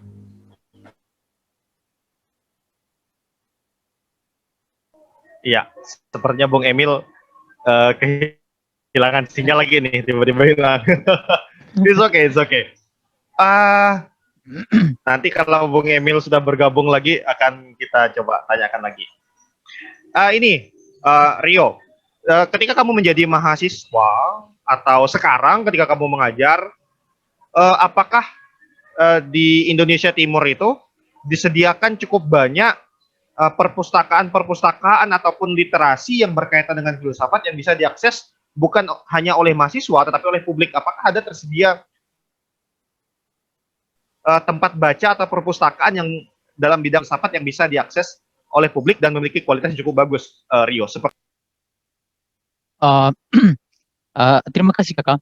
Sejauh ini STFK Lero memiliki memiliki perpustakaan yang cukup memadai, yang menyediakan buku-buku filsafat, buku-buku teologi dan buku-buku ilmu sosial lainnya. Dan di dalamnya ada begitu banyak buku. Dan sekarang di Lelero melakukan sistem online, jadi orang bisa mengakses bukunya dari dari HP mahasiswa seperti itu ya. Dan juga ada sistem digitalisasi perpustakaan di Lelero, dan juga memberi ruang kepada masyarakat umum juga untuk meminjam buku. Tapi dengan peraturan-peraturan tertentu berkaitan persyaratan-persyaratan yang harus dipenuhi. Dan di Lelero sejauh yang saya alami, di sana ada satu kampus namanya Unipa, Universitas Nusanita, dan kebanyakan mereka juga meminjam beberapa buku di Lelero. Walaupun bukan buku filsafat, tapi buku-buku yang menunjang keilmuan mereka seperti pendidikan. Karena di Lelero bukan hanya buku-buku filsafat, buku-buku ilmu sosial ada begitu banyak. Saya memang tidak mengetahui secara pasti berapa ribu, berapa puluhan ribu, tapi sangat banyak buku-buku di Lelero. Seperti dibuka ruang kepada masyarakat juga untuk mengakses buku-buku tersebut dengan beberapa regulasi yang sudah disiapkan oleh STFK Lelero. Seperti itu kan. Terima kasih Rio. Melanjutkan pertanyaan itu, ketika tadi dikatakan bahwa ya cukup adalah perpustakaan atau tempat baca yang berkaitan dengan filsafat ataupun juga ilmu-ilmu yang bergandengan dengan itu ya. Bung Emil sudah bisa bergabung lagi, Bung Emil? Sudah. Sorry, tadi hilang sinyal. Oke. Bung Emil, tadi pertanyaan saya ke Rio itu, apakah di Indonesia Timur itu cukup banyak tempat baca atau perpustakaan atau apapun itu yang berkaitan dengan literasi di bidang filsafat itu cukup banyak atau enggak sih yang bisa diakses oleh publik, oleh orang muda atau siapapun yang pengen membaca tentang filsafat, Bung Emil? Silakan. Saya harus jujur bahwa itu tidak banyak. Pertama kali saya datang ke Lelero, yang saya kritik pertama kali adalah koleksi buku-buku di perpustakaan Lelero itu buku-buku usang. Dan memang benar, itu karena apa? Seperti saya bilang tadi, kampus-kampus swasta, seperti apalagi dalam bidang filsafat, itu memang kurang diperhatikan oleh pemerintah. Karena itu koleksi buku itu ya mau tidak mau harus menjadi tanggung jawab kampus itu sendiri. Dan kampus di STFK Lelero misalnya itu tidak sanggup untuk membeli buku-buku dalam jumlah yang banyak.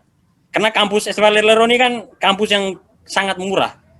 Karena ya memang ditujukan untuk calon imam, sehingga koleksi buku-bukunya kalau saya bandingkan misalnya dengan kampus-kampus yang lain, ya lebih banyak buku-buku yang agak tua dan tidak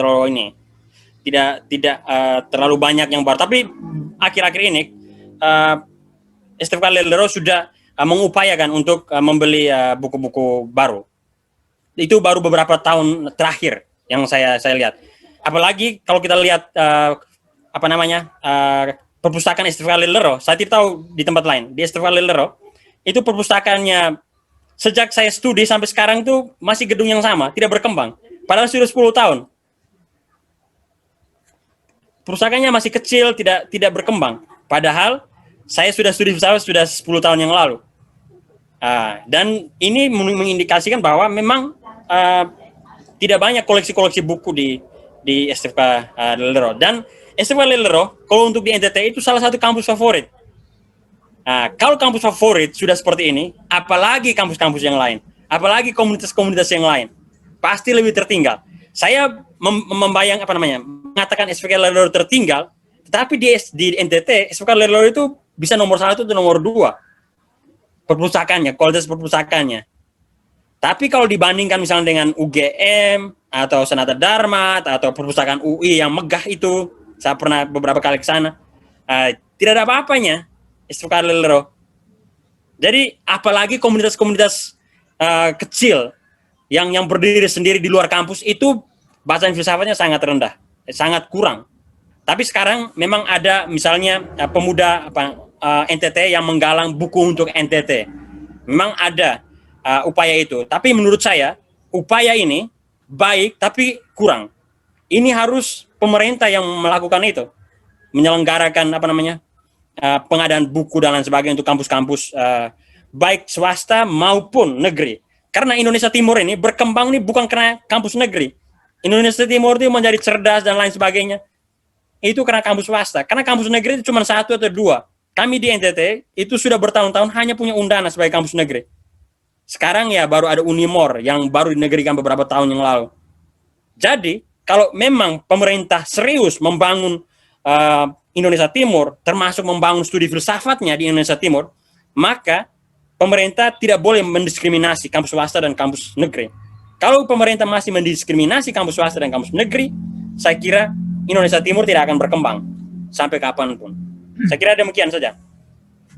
Terima kasih Bung Emil atau Rio ini. Semoga media meliput apa yang kita bicara hari ini ya. Karena ada cukup banyak media juga yang meliput setiap kegiatan-kegiatan kita. Nah, ini Bung Emil sama Rio,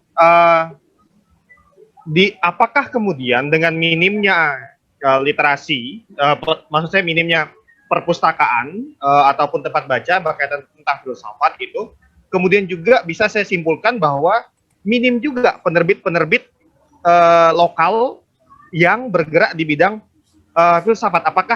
Apakah betul asumsi saya seperti itu, Bung Emil atau Rio? Apakah banyak nih penerbit-penerbit di bidang filsafat di sana? Sehingga kalau misalnya Bung Emil nih mau menerbitkan buku, nggak perlu capek-capek menerbitkan di Jawa, di Flores dah punya penerbit sendiri. Apakah seperti itu, Bung Emil atau Rio? Silakan.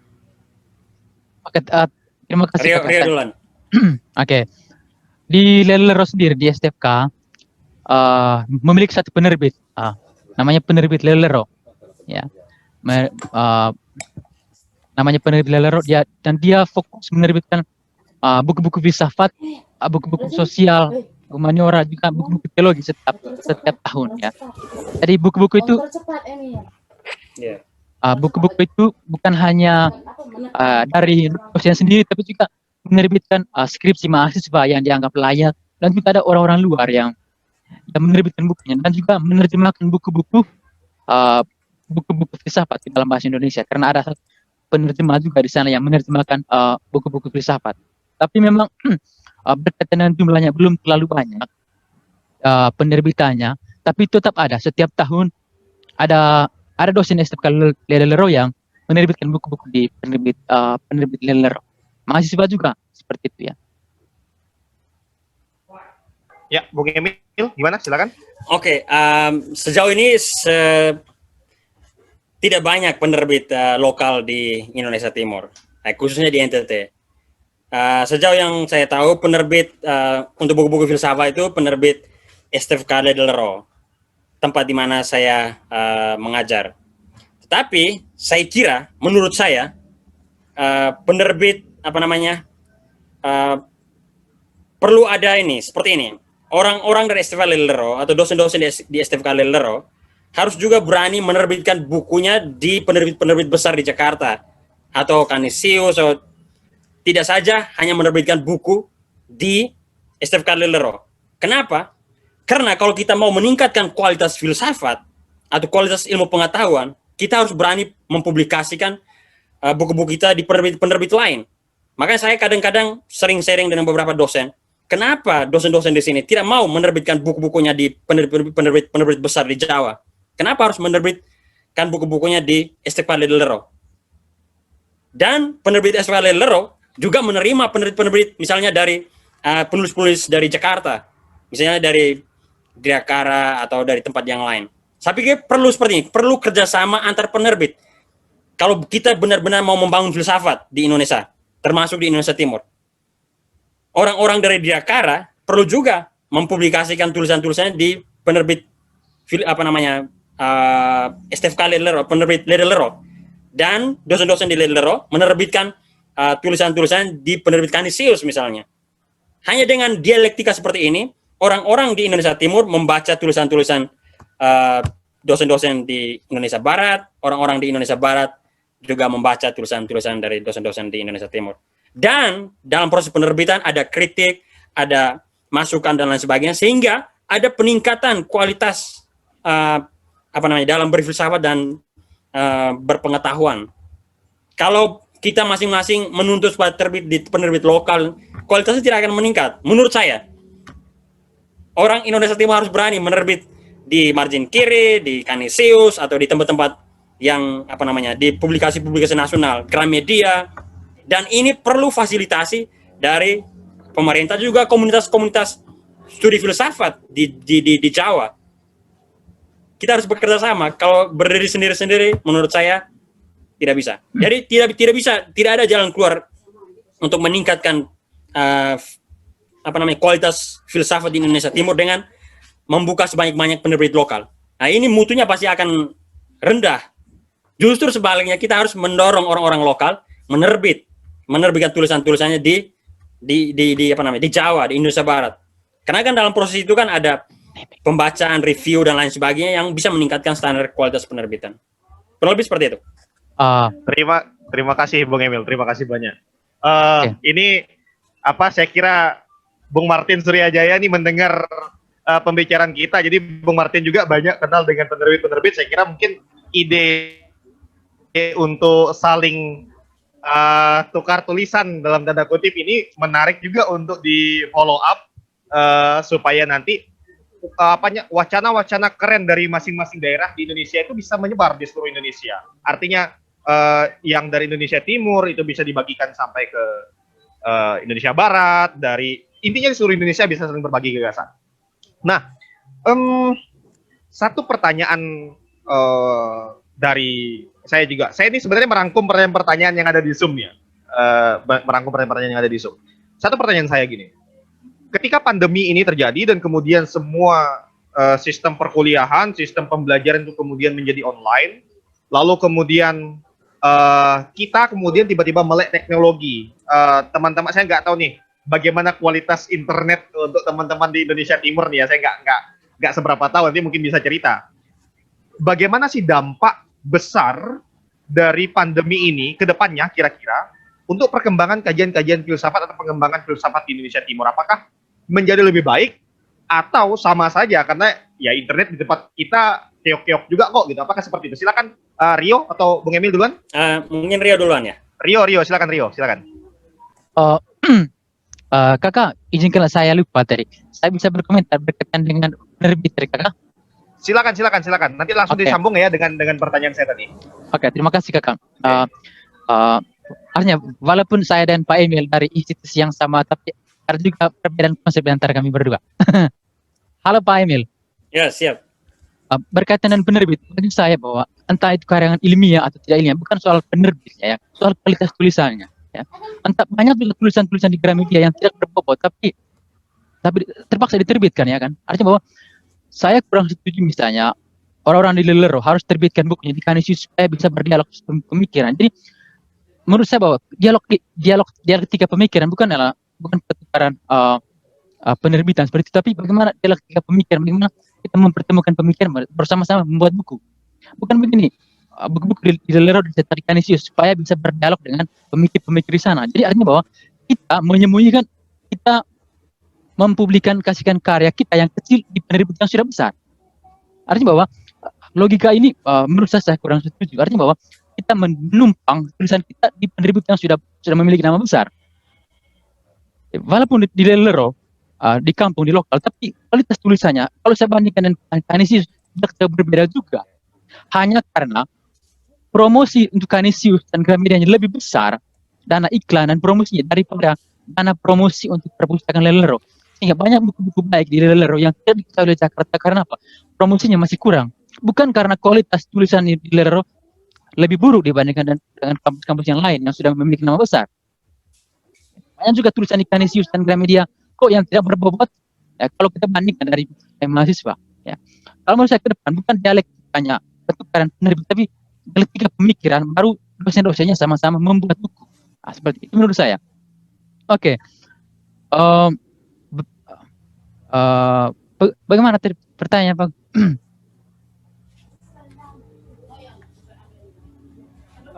Sorry, pertanyaannya adalah setelah pandemi ini, ketika pandemi terjadi, kemudian semua dilakukan secara online, informasi menyebar lewat media sosial, lewat semua orang bisa sekarang mengakses internet untuk kuliah, belajar, seminar, bahkan kita Filofest sekarang.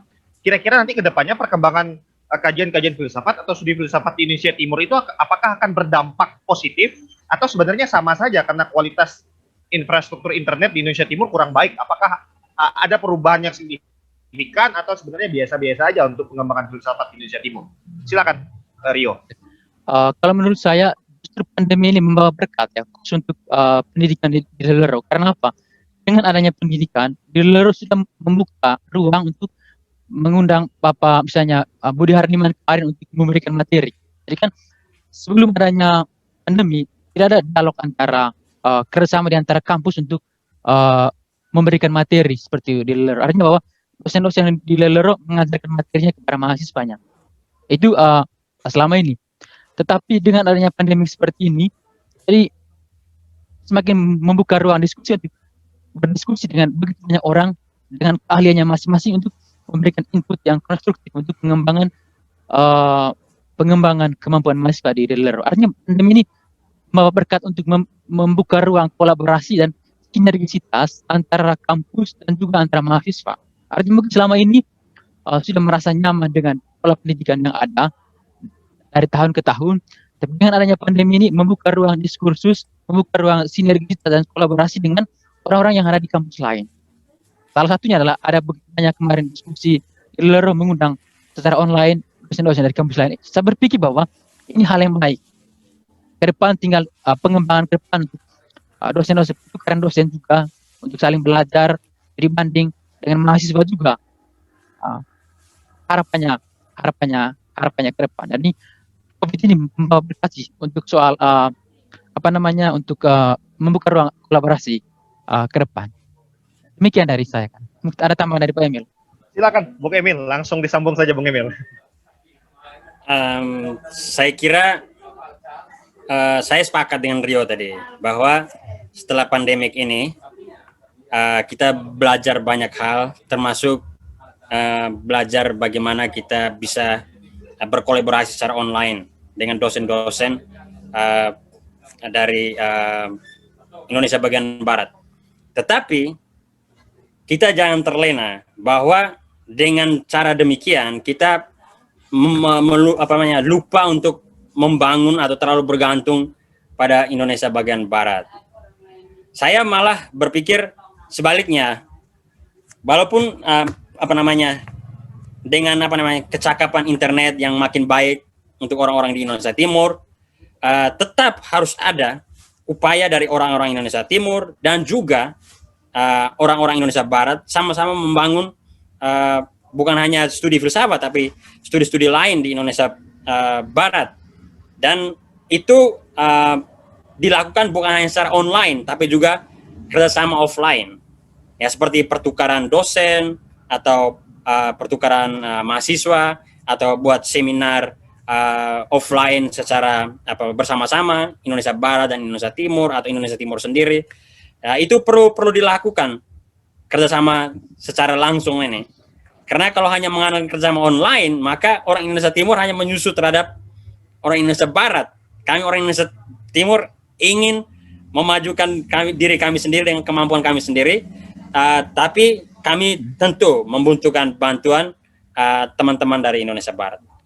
Dan bantuan ini hanya bisa terselenggara kalau ada kerjasama dan juga dukungan dari pemerintah. Saya kira demikian.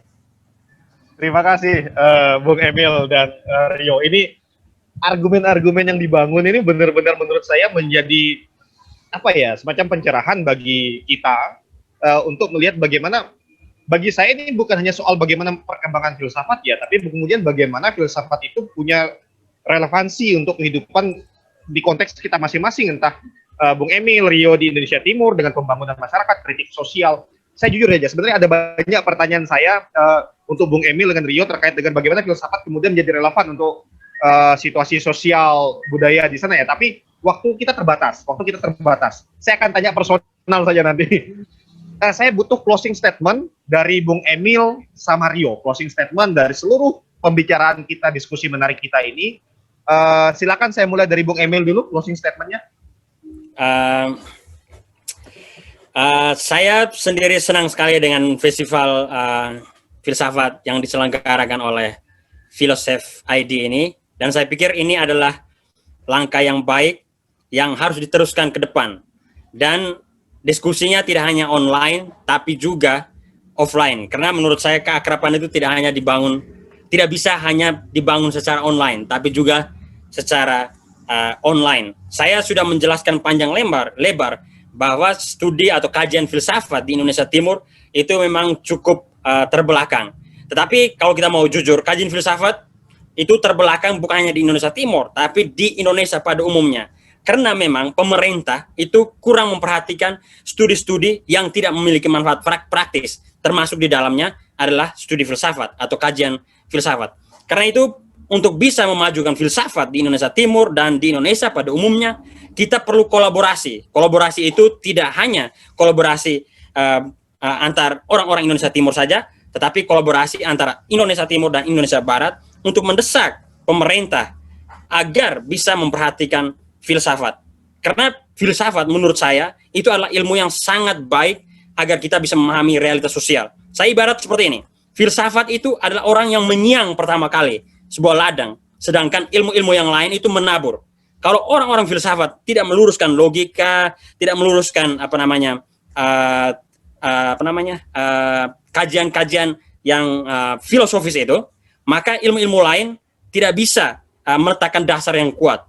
Karena itu saya pikir kalau kita bisa bersama-sama mengajak pemerintah memperhatikan studi-studi atau kajian-kajian filsafat yang kelihatan tidak memiliki manfaat praktis, tapi dia pasti akan memiliki manfaat praktis ketika dimanfaatkan oleh ilmu-ilmu yang lain, khususnya ilmu-ilmu humaniora, maka kajian filsafat di Indonesia Timur dan kajian filsafat di Indonesia umumnya bisa berkembang ke depan. Saya kira demikian saja.